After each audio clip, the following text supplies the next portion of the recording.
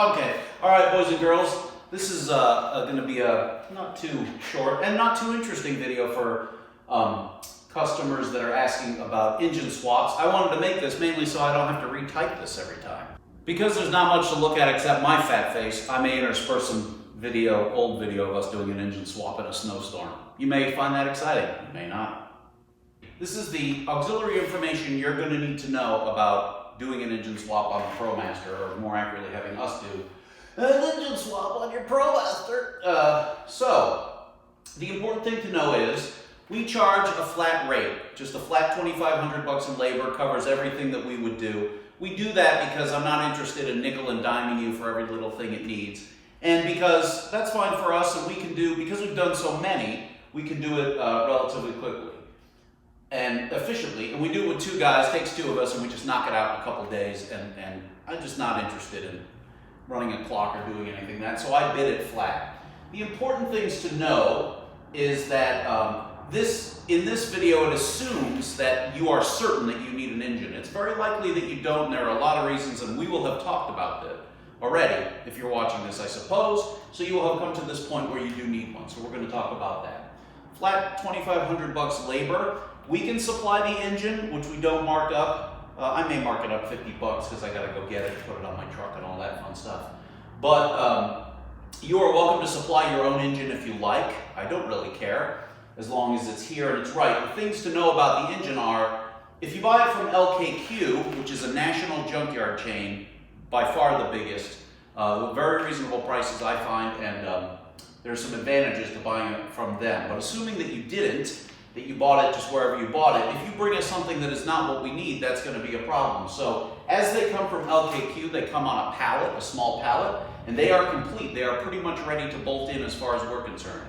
Now we're going to do a couple of things to it, but nonetheless, you're looking for what this is, which is an LKQ engine assembly. It will be listed under engine. It is not a short block. That's something that doesn't have cylinder heads on it. It is not a long block. That is something that has cylinder heads but no intake and no other auxiliary parts. Comes like this, ready to bolt in. It's called an engine because shops that replace engines spec it as an engine and they bolt it in and go. Other advantages of buying it at LKQ are that, and as I say, you don't have to, or you don't even have us have to, but they warranty all their engine assemblies for 90 days unlimited miles. This is important because if we put it in and it's bad right out of the box, they'll just give us another one and they'll pay us labor to put it in because they assume it's their fault that they sold us a bad engine. They test their engines. They don't test all of them as much as some of them, but for the purposes of this discussion, they test their engines, and we won't get a bad one, and if we do, we're covered. That's what the parts warranty is for. What's more important about buying it from LKQ is if they do that, or if you get some number of miles down the road, if you're not local to Akron, Ohio, and you bought it from Joe Schmo's junkyard, then you're going to have to take it back to Dr. Schmo's junkyard, and he may not have one, another one, a comparable one, a similar one, a replacement one right there. LKQ has 45 of these turkeys in their yard right now, and at any time. And there's 5 LKQ yards in the state, and that won't be a problem. And they will ship it between yards too, under a certain distance. You can also buy from LKQ for your replacement engine an extended warranty. I believe it's 2 years unlimited miles. I believe it might be $1,000. I don't know. That will have changed the last time I looked. That is entirely up to you. Again, that would cover the engine and the labor to put it in, but if you're 1,000 miles away from me, I suppose that would cover you at another shop. But I'm not certain. You may have to return it to us. You're going to want to read the fine print of the warranty. I personally believe that almost all warranties are bad gambles on your part because all you're doing is betting that you'll fail. Where's the fun in that? When we get these engines, we do something that we have learned to do, which is to pop the valve covers off and examine the cams. Now I'm going to go over this briefly. I'm going to be very fast. If you watch some of my other videos, you can see things. But the fatal flaws with the Pentastar are only two things you really need to worry about. The primary one is the rocker arms, which when they wear, they take out the camshafts, and that causes a single cylinder misfire. The other one is the oil seals under this intake plenum that tend to leak, rather under this. And both of those things we fix. We would, generally speaking, unless we have some reason not to, we would replace the oil seals under your cooler just because I don't want you coming back in a year when it starts leaking. And again, that's a leak. That's not an explosion. If you catch it soon enough, it's just a leak. The other is the rocker arms and the cams. If this engine comes with bad cams, well, cams are $300 a piece, and there's no reason to be paying for that. What I do as a service is I replace the rocker arms on this engine when we get it from LKQ. We're going to look at it, and if the cams are good, it's probably worth your 300 some bucks in parts to replace the rockers before we put it in. Why? It's easy to do on the stand. It's not very much labor. But the most important thing, the reason you do that is once you do the seals and the rocker arms, this engine will go to 500,000 miles without breaking down. You don't got to even think about it. You'll worry about many other things, and plenty of other things will break. Hell, you may break in that time period, but you won't be worrying about the engine. I put that under a blanket term, which is not really accurate, called bulletproofing. But if your engine has the latest revision of rockers in it and fresh oil seals, if not some other things, then you're not going to have to worry about it. What this means to you as the engine swapper guy is that you can put in an engine with 150,000 miles, and as long as we replace the rockers and address any camshafts, we wouldn't take it from LKQ with bad camshafts. We would pick one with 4 good cams, so you wouldn't have to pay that. But the mileage on the engine doesn't matter. Go get one with 300,000 miles. What do you care? It's going to go another 500,000, generally speaking, or something similar.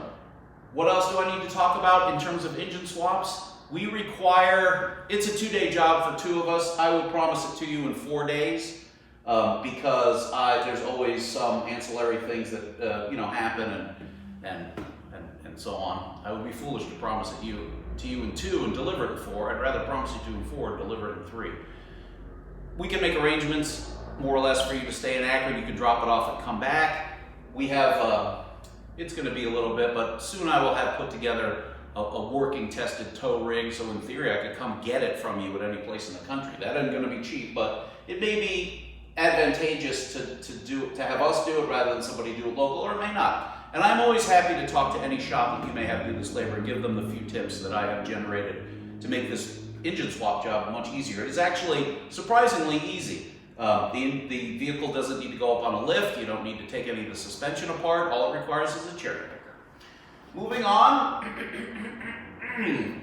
when we have the old engine out, we are going to examine a few things. There's not really that much that we address, but when it's out, it's a good time to look at some things. We look at the steering rack just to make sure there's nothing torn or there's no issues. The main thing that we would address while it's out is the rear coolant pipe. There's a pipe that runs around the rear of the engine that tends to rot out. And it's not expensive, but it's hard to get to. But once the engine is out, it's easy. The only other thing, did I burn something? The only other thing you would want to know is that the only other unexpected cost, I should say, is that if your engine has been misfiring for a long time, it's likely it's got a CAT code, P0420 or P0430. Those codes are because it's the misfiring cylinder is putting unburned fuel into that CAT, burning out that CAT. CATs aren't super expensive, and the labor is basically free once the engine is out because they have to come off anyway. So it's the question of bolting on your old one or bolting on your new one. CAT's going to cost you about 320 odd bucks plus 2 oxygen sensors. Call it 400 bucks all in or thereabouts. You may not need both. You'd be kind of foolish to put a brand new CAT in there with an old oxygen sensor that's been abused. Nonetheless, as far as what needs done to these engines, besides the rockers and the oil seals, the answer is nothing. There's a few parts that swap over.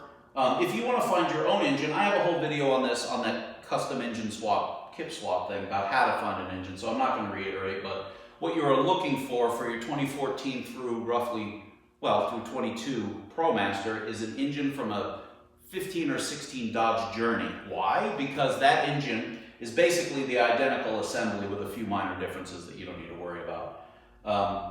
When you search for that on car-part.com, it will come up with engines for minivans, some 200s, Rutan, and maybe a few others. I should mention one other thing. You can use an 11 to 13 engine if you really want to, but they made a few upgrades for 2014, and we've never done it personally. I know it will work because I know people who have done it, but with a couple of minor changes, you get back to where you were. But unless you get some kind of screaming deal on a 2011 to 2013 engine, there's no particularly good reason to use it.